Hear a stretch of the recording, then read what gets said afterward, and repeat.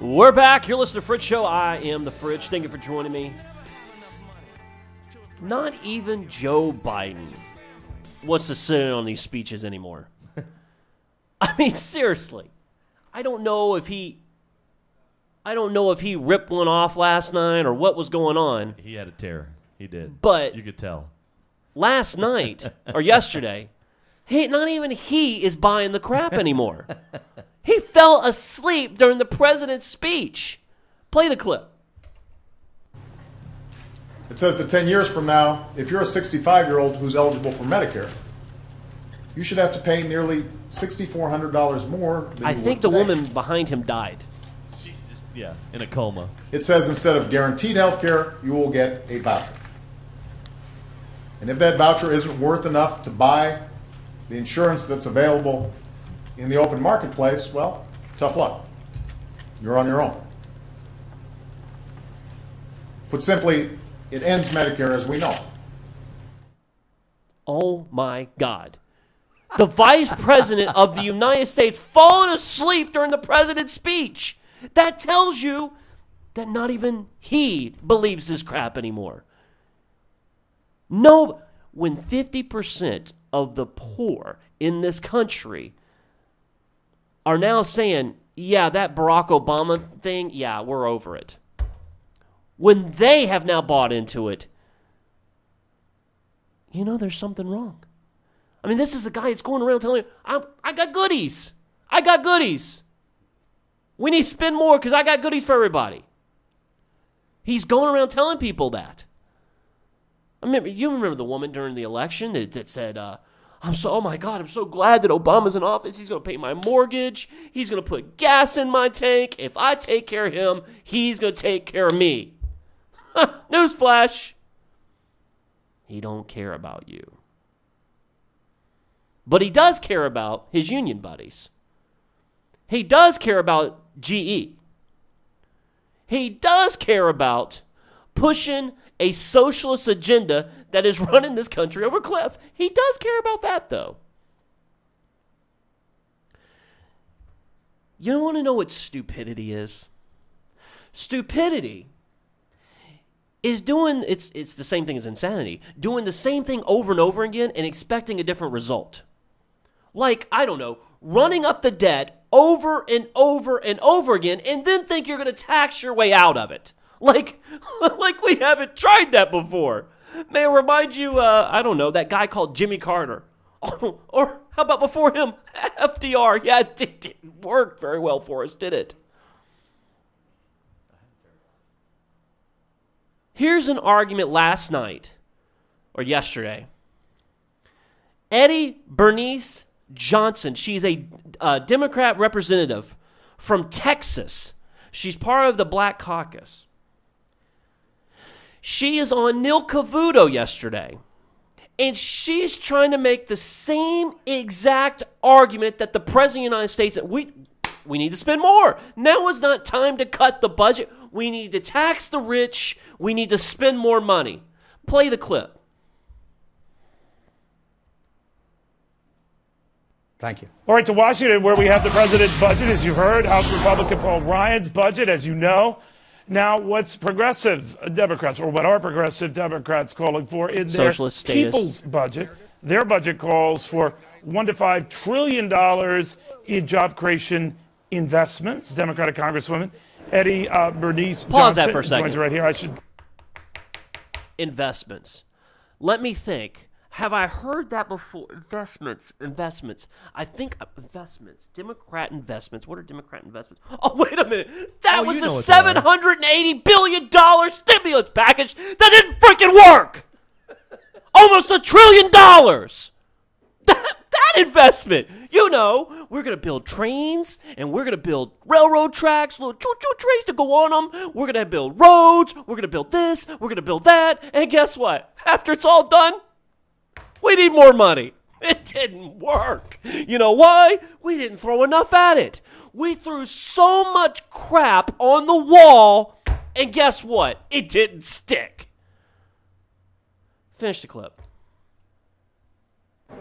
Clarify 1.5. trillion. But the numbers get so big, Congressman, I apologize.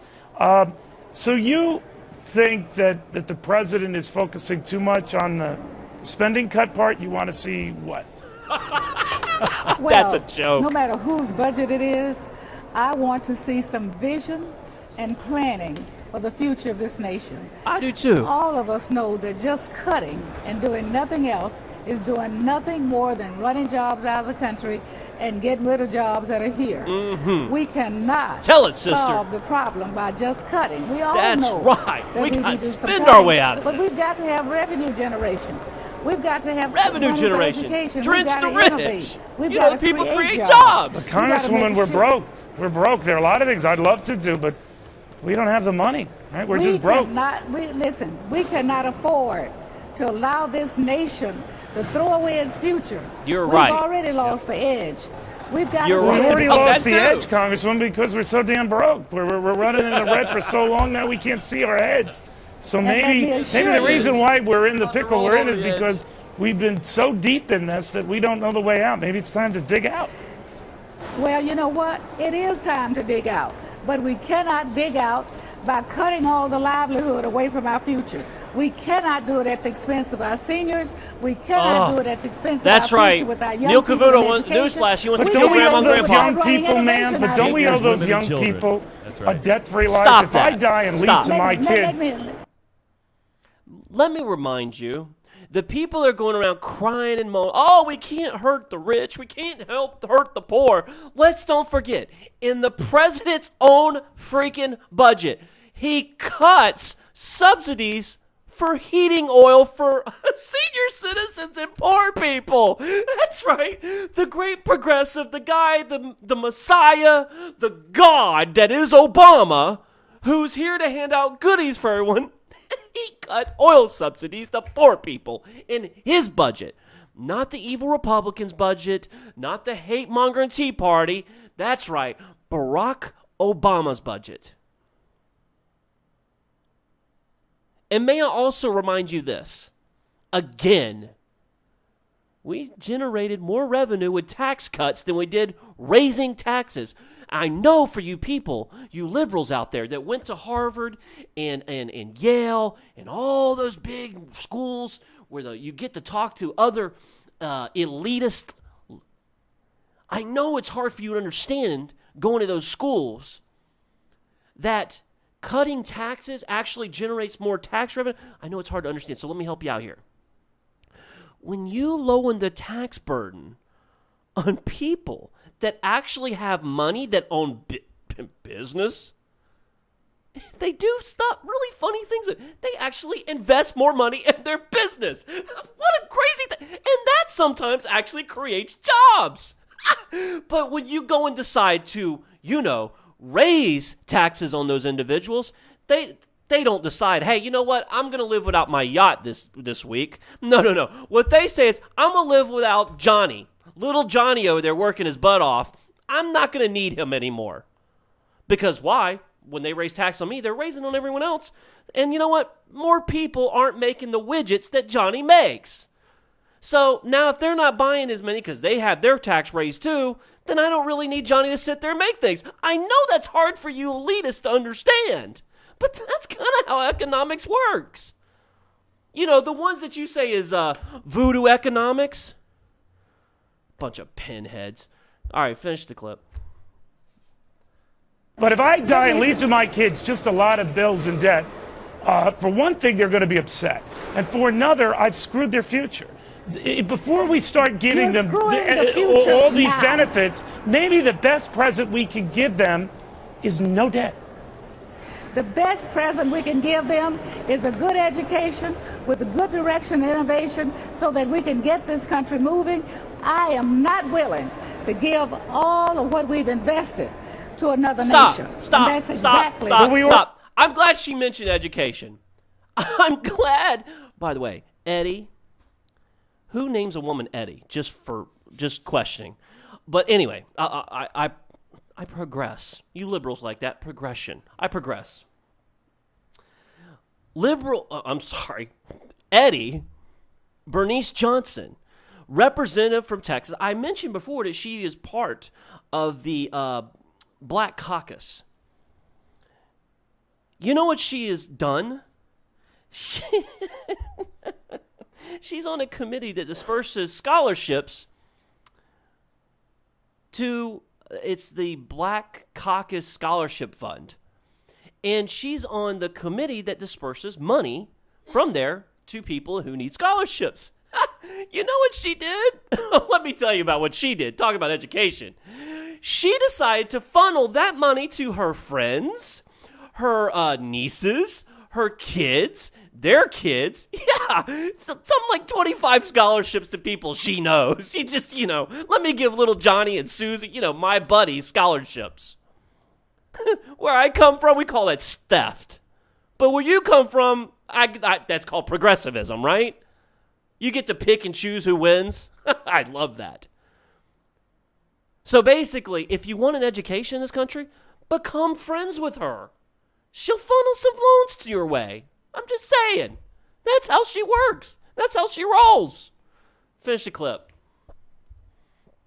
Already have. The more we dig in debt, ma'am, the more we dig in debt, we are indoctrination. We have China and we have a host of other countries calling our number because they know they have our number. And unless we get that under control, we can't invest in squat. Beggars can't be choosers.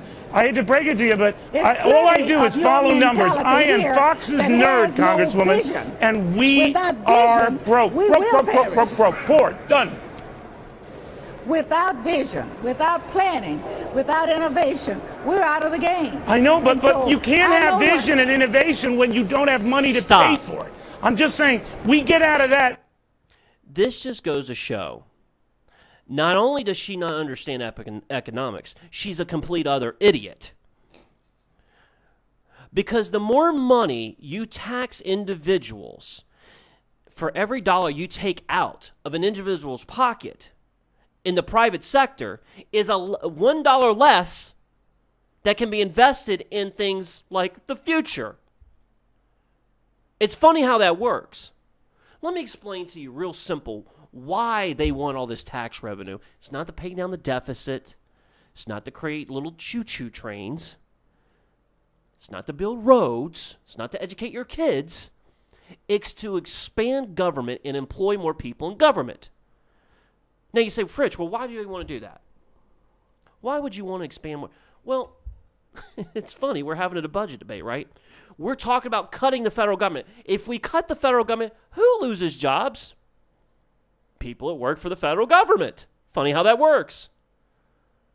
So if you're a progressive, if you're liberal, the way to get more votes is to employ more people by the government. Because no one wants to lose their job. It goes back to that whole thing that I say that liberalism, progressivism is really just modern day slavery. That's where it comes from. Don't vote against me because you're going to lose your job. That's what's happening. That's the end game. That's what they want. I really don't think it's necessary to play the rest of the clip. How much is left of the clip? I got about, well, that wasn't even half, man. I mean, you get the point. You still have almost 4 minutes in that clip. You get the point. I mean, everything on this one's, well, we got to raise more tax. We got to invest in the future. We got to invest in the future. They're not investing. When they talk about investment, they're talking about spending massive amounts of your money and throwing it away or giving the tax breaks to GE. Oh, I forgot. Also giving tax breaks and free health care to union members. You know, exempting them from the health care bill that everyone else has to be a part of, except for if you're a part of a union. Amazing how that works. You know, since Barack Obama has been in office, the unemployment rate amongst young people in this country has gone up 25%. 25%. the people that helped get him elected are now the people suffering the most. The old people now have their oil subsidies cut. The people that, the young kids that went out and voted for him, vote or die, vote or do this. Puffy told me to vote for him, so I'll go vote for him. Those people, they're the ones that are unemployed. How is that hope and changey thing working out for you? Is it working for you yet? I feel so much better today than I did yesterday. I mean, we were told that when Bush was in office and the unemployment rate was at 4.5%, we were told that, oh my God, this is the worst economy since Herbert Hoover. That is a direct quote from Joe Biden, the vice president. This is the worst economy since Herbert Hoover. That's what we were told. That's when unemployment was at 4.5%. Now, we're being told when unemployment's almost at 9%, we're being told, oh, this economy's on the upward. Woo! It's going to be like the roaring 20s. Here we go. These people understand exactly everything they're doing. They're not stupid. Well, except for her, maybe. But they're not stupid. They understand what they're doing. This is about power. It's about control. It's about taking care of your buddies. That's what this is all about. That's what the progressive liberal agenda is truly about. And you people that have went out and voted for them, you're pawns. You're disposable. Hence why the President of the United States can go out there and demonize Republicans, demonize conservatives, demonize the Tea Party movement, but then cut subsidies and gas for poor people and senior citizens, and then blame everything else in the budget on the Republicans.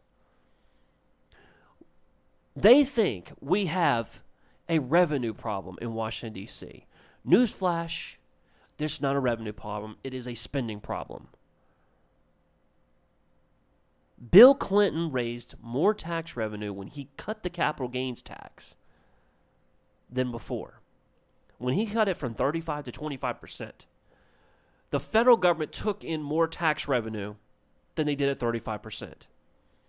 It creates jobs. It creates economic growth. If more people have money to invest, it creates jobs. It creates wealth.